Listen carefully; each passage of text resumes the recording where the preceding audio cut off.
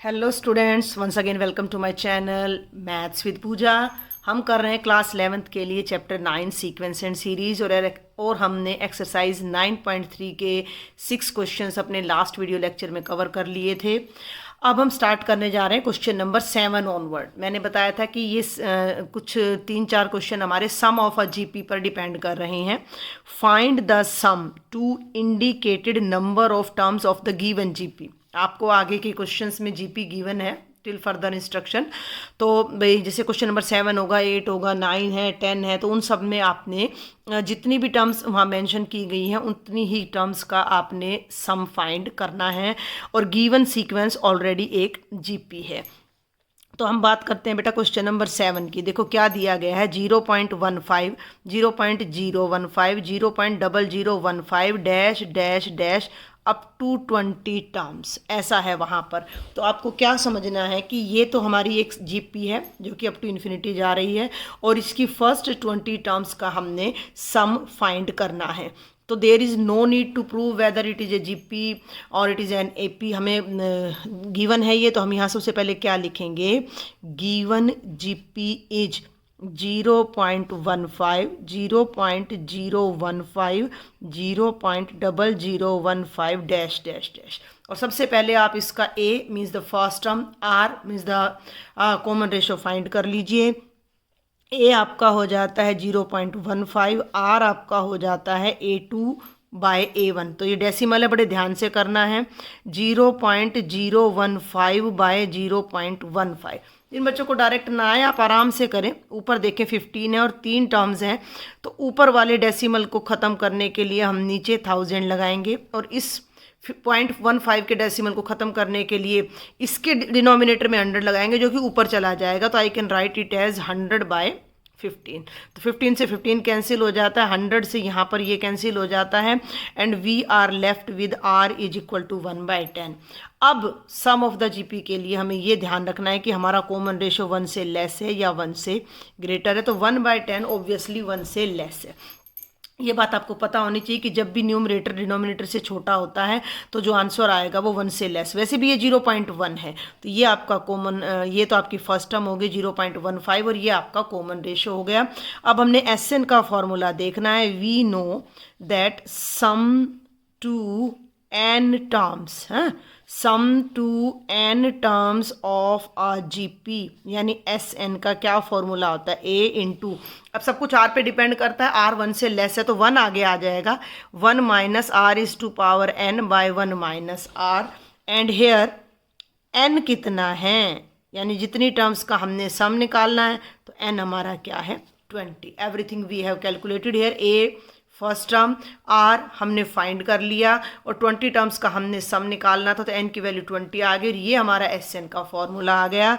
तो यहाँ पर अब हम दिस इज तो यहाँ पर इस फॉर्मूले में फ्रॉम फर्स्ट, यहाँ एन के प्लेस पर हम रखने जा रहे हैं बच्चे 20, ए के प्लेस पर मैं रखने जा रही हूँ 0.15। तो 0.15 को अगर मैं 15/100 लिख दूँ तो वो ज़्यादा बेटर रहेगा। इंटू 1 माइनस आर का मतलब 1/10 की पावर एन का मतलब 20 डिवाइडेड बाय 1 माइनस 1/10। अब ये कैलकुलेशन देखो आपको करनी पड़ेगी।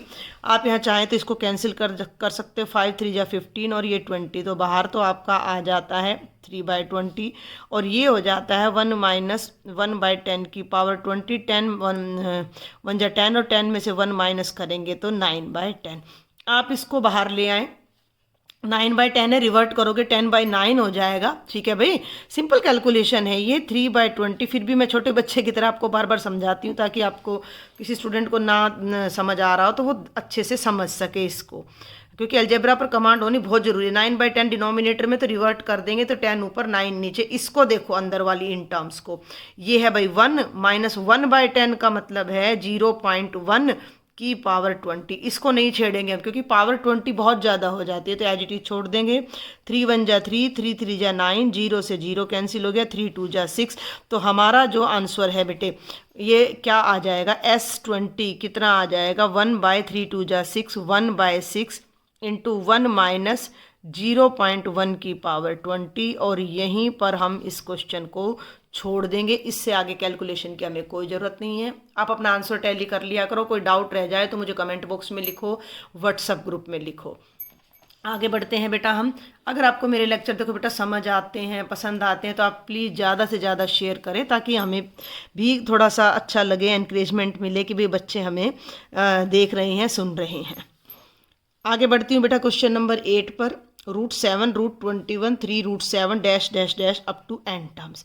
देखो मैंने जो 7th क्वेश्चन है फुल डिटेल में आपको बता दिया, तो यहाँ हम थोड़ा सा इसको मोटा मोटा करके चलते हैं। √7 R का मतलब क्या होता है A2/A1, यानी कि ऊपर तो √21, नीचे √7। रूट की टर्म्स मल्टीप्लाई एंड डिवाइड हो जाती हैं तो दोनों एक ही रूट में आ जाएंगी। 7 3 जा 21 और R आ जाएगा √3, और √3 हमेशा 1 से बड़ा होता है क्योंकि 1.732 होता है। तो A आ गया, R आ गया, और n की वैल्यू n ही है तो हमने SN निकालना है। अब ये ध्यान रखना है कि कॉमन रेशो 1 से ग्रेटर है तो फॉर्मूला बदल जाएगा, R⁻n-1/R-1 हमारा फॉर्मूला बन जाएगा। Understand my point? समझ पा रहे हो आप इस बात को कि भाई ये फॉर्मूला कैसे चेंज हो रहा है? तो पिछले में हमारा R जो 1 से लेस था तो 1-RN था, अब R बड़ा है तो R आगे आ जाएगा, R⁻n-1।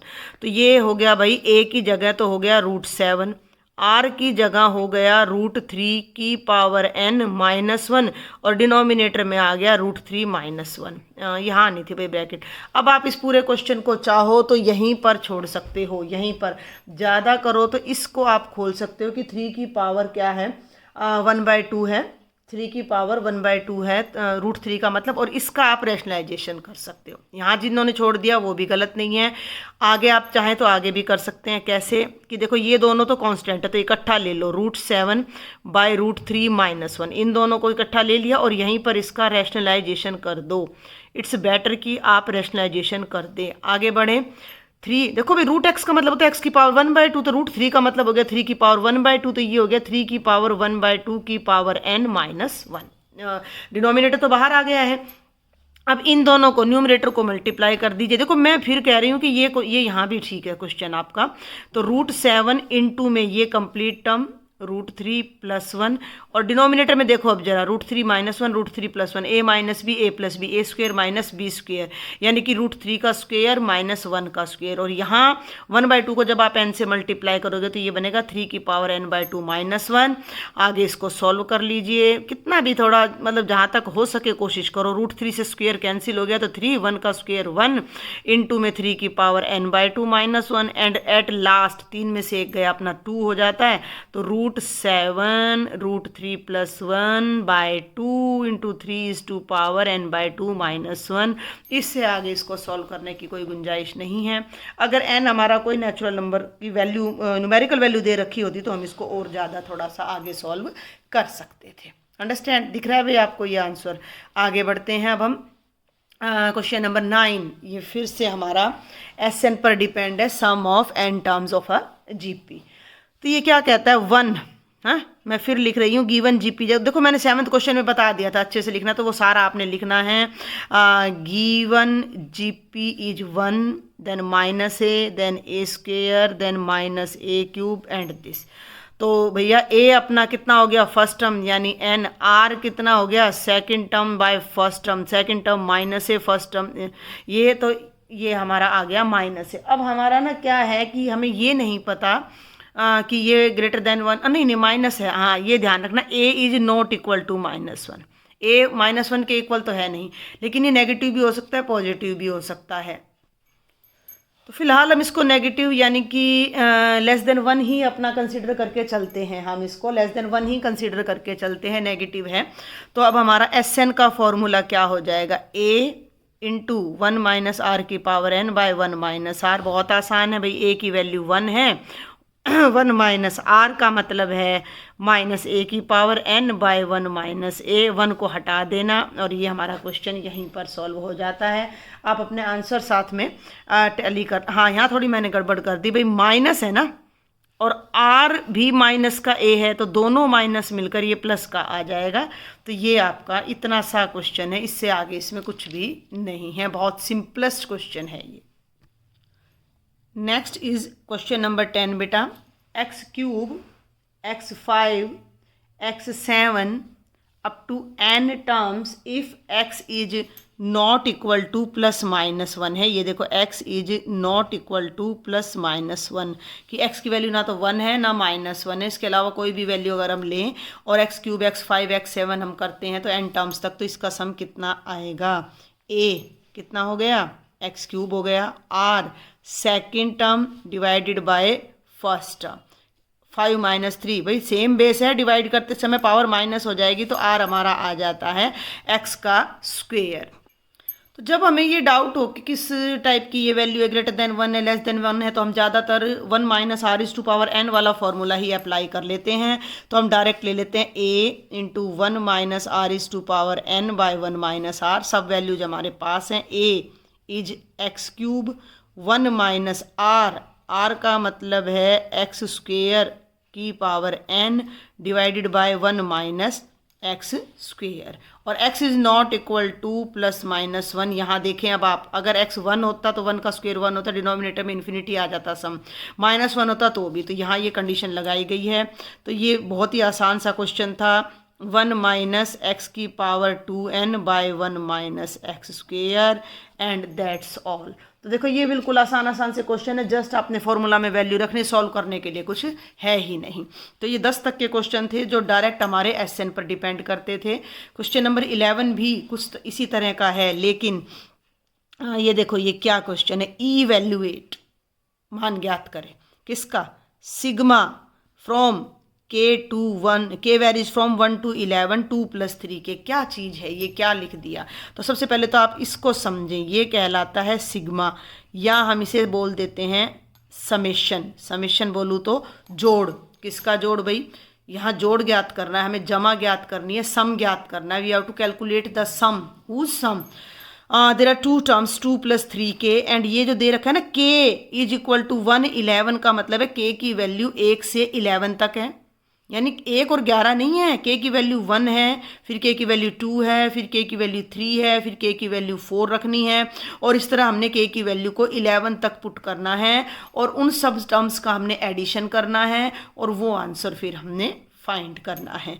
तो देखें ज़रा ध्यान से, सबसे पहले हमने इसको लिया sigma, k varies from 1 to 11, जो मैं बोल रही हूँ वो ये है, k वेरीज फ्रॉम 1 to 11, यानी k की वैल्यू 1 से 11 तक बदल रही है, वेरी कर रही है।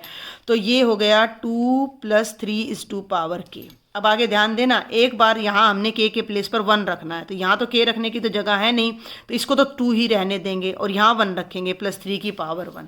एक टर्म बन गई समेशन, यानी जमा, उसको जोड़ना है किस में, सेकेंड टर्म में। सेकेंड टर्म कहाँ से आएगी, k की जगह 2 रखने पर 2 + 3 स्क्वेयर, फिर थर्ड टर्म 2 + 3 क्यूब, फिर फोर्थ टर्म 2 + 3 की पावर 4, और ऐसे करते करते हम 11 टर्म्स तक यहाँ पर जाएंगे। Got my point. ये सारा जोड़ हमने, ये सारा समेशन हमने फाइंड करना है। तो थोड़ा सा हमारा डिफरेंट क्वेश्चन आ गया है, एपी है जीपी है, क्या है हमें नहीं पता। Understand my point.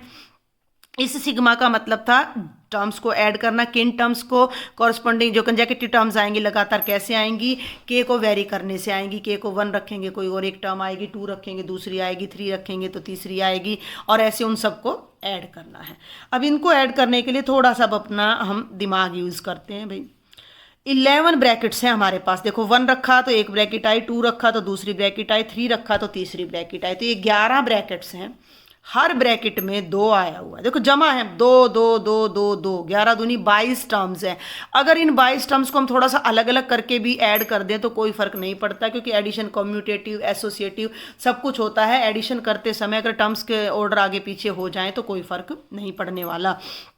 तो हम क्या करने जा रहे हैं कि एक ब्रैकेट में तो हम 2 को इकट्ठा कर लेते हैं, कहाँ तक, अप टू 11 टर्म्स। ठीक है भाई, ये 2 भी ले लिया, ये भी ले लिया, ये भी ले लिया, ये भी ले, सब 2 ले लिए, कितनी बार, 11 बार। प्लस में पीछे पीछे वाली टर्म्स ले लो, 3 की पावर 1 यानी 3, फिर ले लिया 3 स्क्वेयर, खोलना नहीं है इनको, 3 क्यूब, 3 की पावर 4 और 3 की पावर 11। अब ये 2 पार्ट्स में आ गई, 11 टर्म्स यहाँ आ गई, 11 यहाँ आ गई। अब इनको ध्यान से देखो तो पहली तो एपी है, ठीक है, ये जीपी भी है, एपी भी है, और वैसे भी बहुत सिंपल है, 2 को 11 बार जोड़ोगे तो कितना आ जाएगा, 22 आ जाएगा, कोई एपी जीपी लगाने की ज़रूरत नहीं है।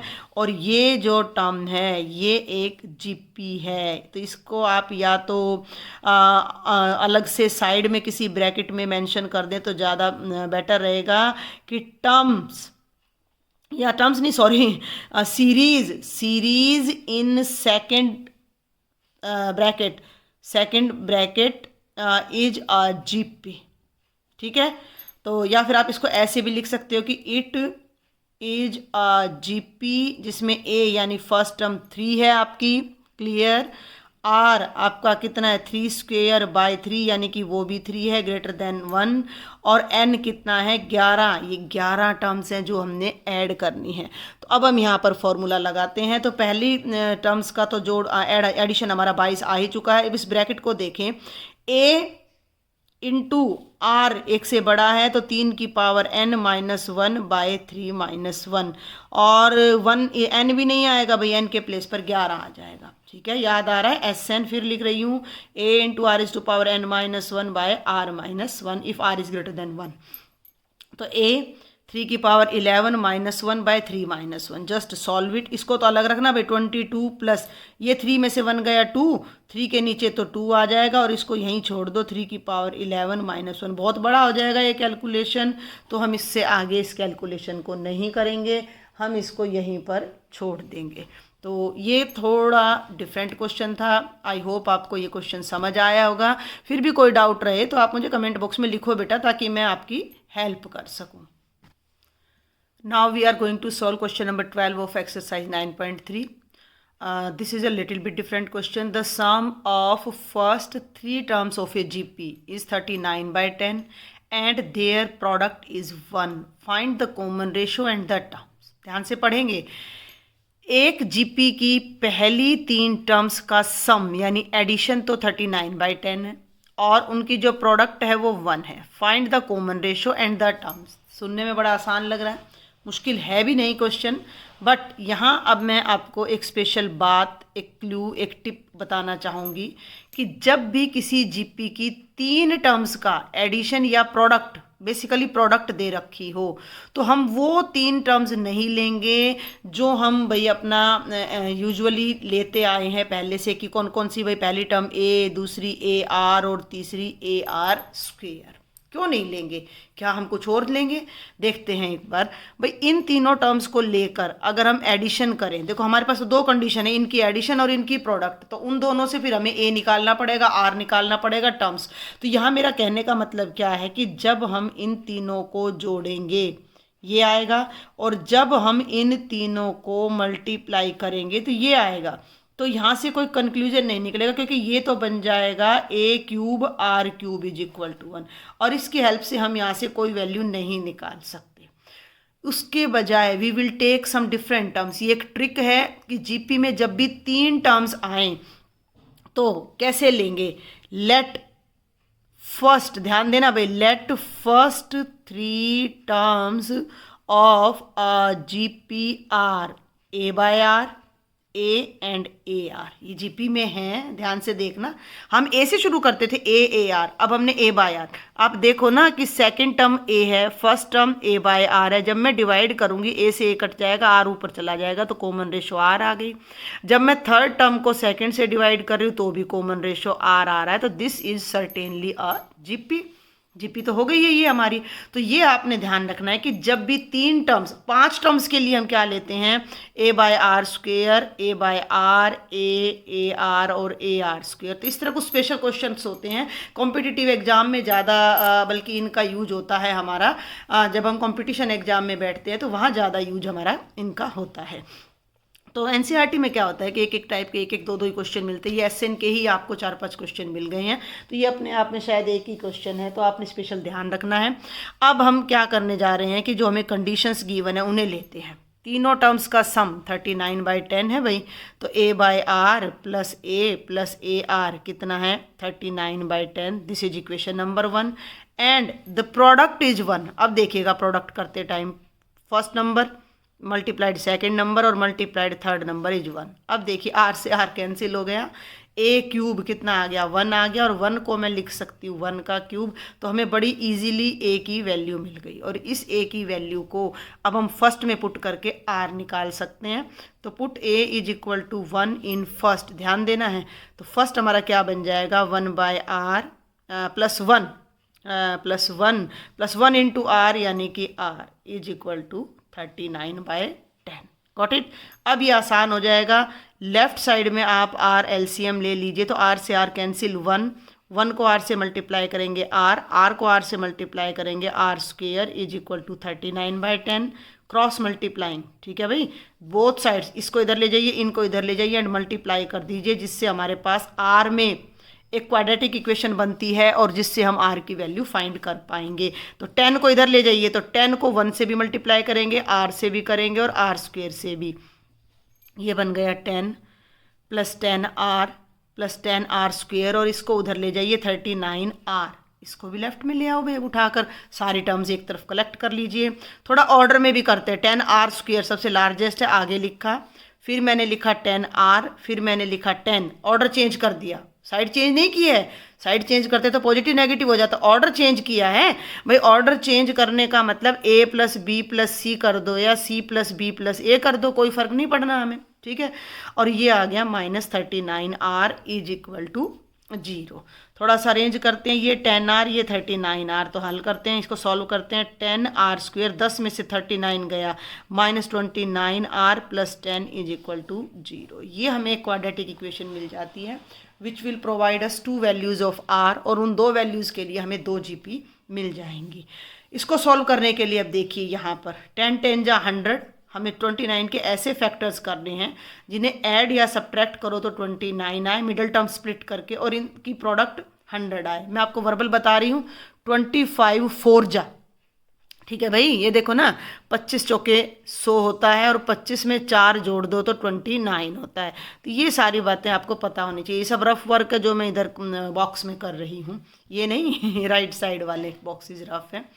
तो अब आप देखो, ये हो गया 10r square -25r -4r plus 10 is equal to 0। 25 और 4 29, और 25 चौके 100 होता ही है। अरेंज कर लो, ये 10th क्लास का है क्वेश्चन, 8th में भी आता है इवन इस तरह के क्वेश्चंस। अभी मैंने 8th की वीडियोज़ अपलोड की हैं, तो उसमें गुणनखंडन में यही मेथड आया हुआ है। तो ये दोनों में से 5r कॉमन आ जाएगा, तो ये बन जाएगा 2r, r से r कैंसिल -5, और इन दोनों में से 2 कॉमन आ जाएगा, तो 2r -5, 2r -5 यहाँ भी है, तो कॉमन ले दो। 2r -5 हमने कॉमन लिया, तो यहाँ बच जाता है, फर्स्ट में बच जाता है 5r, सेकंड एक्सप्रेशन में हमारा बच जाता है -2 is equal to 0। And when the product of 2 numbers is equal to 0 then any one of them must be equal to 0। भाई क्या रिजल्ट होता है कि a b 0 है, इसका मतलब या तो a 0 होना चाहिए या b 0, क्योंकि 2 नॉन जीरो नंबर्स की प्रोडक्ट कभी भी 0 नहीं आती है। तो either 2r -5 is equal to 0 या 5r -2 is equal to 0। 2r is equal to 5 और r आ जाएगा 5/2।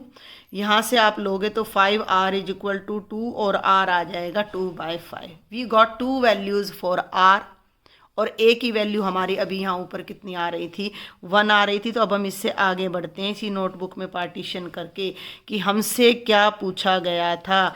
हमारा जो क्वेश्चन था उस पर वापस आते हैं। Find the common ratio and the terms. तो सबसे पहले तो हैंस r की वैल्यू या तो 5/2 है या r की वैल्यू 2/5 है। तो एक तो ये आंसर हमारा हमें मिल जाता है। अब बच गई टर्म्स। नाउ टर्म्स r, अब टर्म्स का पूरा बिहेवियर डिपेंड करता है r पर। तो दो पार्ट्स में हम इसको करेंगे। जब r 5/2 है और a 1 है, ठीक है भाई, जब r 5/2 है और a 1 है, तो जो हमारी टर्म्स बनती हैं वो क्या बनती हैं, a/r, a और ar। a का मतलब 1, r का मतलब डिनोमिनेटर में 5/2, 1 इंटू 5/2। तो इसको रिवर्ट कर लीजिए, ये हो गया 2/5, 1 एंड 5/2। तो ये हमारी टर्म्स हो गई। आप इन्हें ऐड करोगे 39/10 आएगा, इनको मल्टीप्लाई करो, 2 से 2 कैंसिल, 5 से 5 कैंसिल, 1 आएगा। और ये है सेकंड पार्ट हमारा। जब r की वैल्यू ये है बेटा, जब r की वैल्यू है 2/5 और a की 1, जब r की वैल्यू 2/5 है और a की 1 है, तो इन दैट केस जो टर्म्स होंगी फिर से वही a/r, a और ar। तो जब यहाँ 2/5 रखोगे तो रिवर्स हो जाएगा 5/2, 1 एंड 2 मतलब टर्म्स वही हैं, उल्टा ऑर्डर हो गया है हमारा, बस और कोई नई बात नहीं है इसमें। तो ये तो हमारी टर्म्स आ जाती हैं और ये हमारी कॉमन रेशो आ जाती है एंड बोथ आर करेक्ट। तो आई थिंक आपको ये क्वेश्चन समझ आया है। नेक्स्ट इज क्वेश्चन नंबर 13, बहुत ईजी है। इस तरह का क्वेश्चन हम एक एग्जाम्पल में भी कर चुके हैं। How many terms of GP3, 3 square, 3 cube dash dash dash are needed to give sum 120। तो भैया ये आपकी GP है, बिल्कुल इस टाइप का एक मैं एग्जाम्पल भी करवा चुकी, तो हम ज़्यादा टाइम नहीं लगाएंगे। A 3 है, R यानी कि कॉमन रेशो है 3 स्क्वेयर बाई 3, 9/3 यानी 3 ग्रेटर देन 1। अब क्वेश्चन ये है कि हमें सम पता है और 120 कितनी टर्म्स का है हमें ये नहीं पता, तो हमने मान लिया कि let sum to n terms is 120। हमने मान लिया कि जो n टर्म्स का सम है वो हमें 120 मिलने वाला है। तो Sn is equal to 120। Sn का फॉर्मूला क्या होता है, a इंटू, ध्यान देना भाई r एक से बड़ा है तो r is to power n-1 by r-1 is equal to 120। Put the values, a की जगह 3 रख दीजिए, 3 की power n-1 by 3-1 is equal to 120। Just हमें n की वैल्यू फाइंड करनी है, तो n को लेफ्ट में रखना, अदर सभी टर्म्स को कोशिश करेगी राइट में ले जाएं। तो ये 3 यहाँ मल्टीप्लाई में राइट में आके डिवाइड में आ जाएगा। देखो मैं क्या क्या साथ कर रही हूँ, 3 इज टू पावर n-1 ऊपर रह गया, 3 में से 1 गया, 2 डिनोमिनेटर में आ गया, इज इक्वल टू 120 और ये 3 यहाँ से उठकर नीचे आ गया। समझ पा रहे हो आप, सिंपल कैलकुलेशन है। और ये 2 अब राइट में चला जाएगा, तो यहाँ केवल 3 इज टू पावर n-1 बचता है हमारा। 120/3 इंटू 2, 3 4 जा 12, 0 कितना आ गया 80। ये 1 अब राइट में जाएगा, तो 3 is to power n is equal to 80 plus 1 यानी 81। ये 3 की पावर n 81 के इक्वल आ गई, तो पावर वाले क्वेश्चन सॉल्व करने के लिए इसे भी पावर में बदलना पड़ेगा।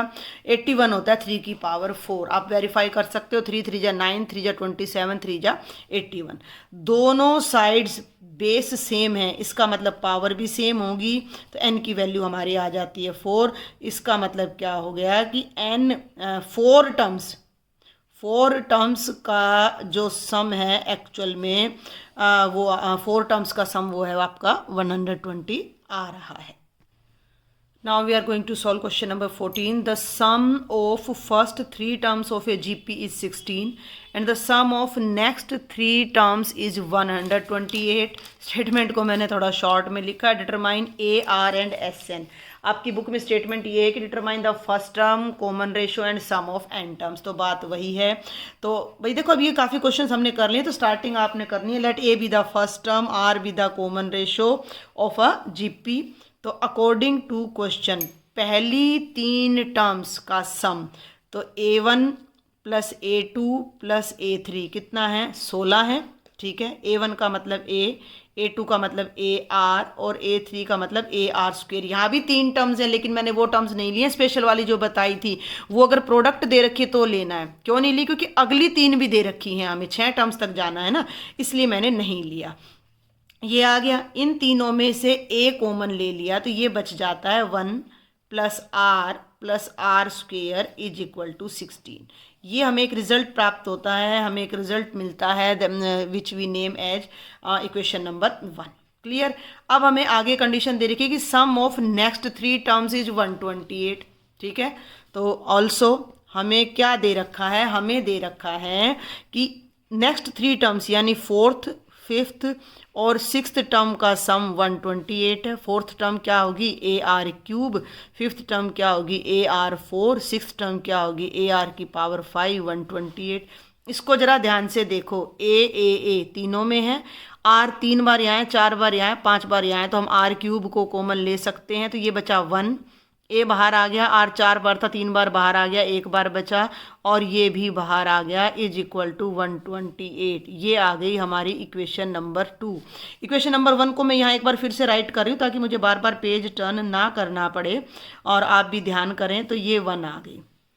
अब ये वही स्पेशल टाइप के क्वेश्चन है, ना कोई एडिशन ना कोई सब्ट्रैक्शन, कोई अपना 10th का लॉजिक नहीं लगने वाला है। तो हम कैसे करें, हम क्या करने जा रहे हैं, divide equation number 2 by first. तो इस पूरी इक्वेशन को इससे डिवाइड करेंगे, तो लेफ्ट में तो ये ले लिया, ए आर क्यूब, एक ब्रैकेट में 1 plus r square, a into 1 plus r square is equal to 128/16। A से ए कैंसिल हो गया और 1 प्लस आर स्क्वेयर एक कंप्लीट ब्रैकेट ऊपर है, कंप्लीट नीचे, ये कैंसिल हो जाएगी। 16 8 जा 128, लेफ्ट में रह गया आर क्यूब, राइट में आ गया 8 और 8 को हम लिख सकते हैं 2 क्यूब। दोनों साइड्स में पावर सेम है तो बेस भी सेम होगा, तो आर की वैल्यू आ जाएगी बच्चों 2। आर की वैल्यू को आप इक्वेशन नंबर 1 में पुट कर दीजिए, ए आ जाएगा। Put r is equal to 2 in 1, ये 1 है भाई, ए इंटू 1 प्लस आर का मतलब 2, आर स्क्वेयर का मतलब 2 स्क्वेयर 4 बराबर 16, A into 4 + 2 6 + 1 7 is equal to 16, 7 denominator में चला जाएगा तो ए आ जाएगा 16/7, आर आ गया 2। अब हमारा एक काम और बच जाता है, देखो ये भी हमारा आंसर है, आर भी पूछा था, ए भी पूछा था और अब एस एन पूछा है। आर हमारा 1 से ग्रेटर है, आर हमारा 1 से ग्रेटर है तो एस एन के लिए हम फॉर्मूला लगाने जा रहे हैं r⁻n−1/r−1। तो ये हो जाएगा 16/7। ध्यान देना आर की जगह 2 की पावर n-1/2-1, 2 में से एक को माइनस करेंगे तो एक आने वाला है, तो एस एन हो जाएगा 16/7 2 की पावर n-1 और ये हमारा आंसर आ जाता है। तो ये इस क्वेश्चन में एक नई ट्रिक हमने सीखी है कि हमें पहली 3 टर्म्स का सम दे रखा था लेकिन वो टर्म्स नहीं ली जो मैंने तुम्हें बताई थी, क्योंकि अगली 3 का भी दे रखा था, उससे हमें एक कंडीशन मिल गई।